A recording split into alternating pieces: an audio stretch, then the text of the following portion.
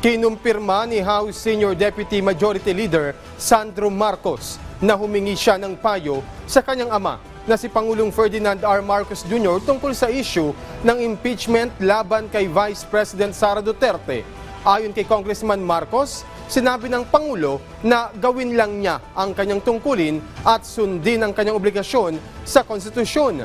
Ipinaliwanag din ng presidential son kung bakit siya ang unang lumagda sa complaint na hindi na dapat nakakagulat sa publiko.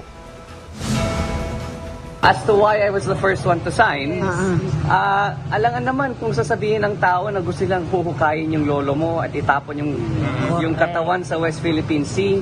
Sasabihin niya gusto niyang patayin ang Pangulo at ang First Lady na ang aking magulang at gusto niyang patayin ang Speaker.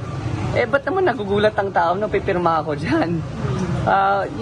These are statements that can't be taken lightly, especially from someone with such a high position. So, nagtataka na nga ako kung bakit nagulat yung tao. Alangan naman kung sasabihin mo, huhukayin mo lolo ko. Of course, I'll be the first one to sign. That should come as no surprise. So that's why I was the first one to sign.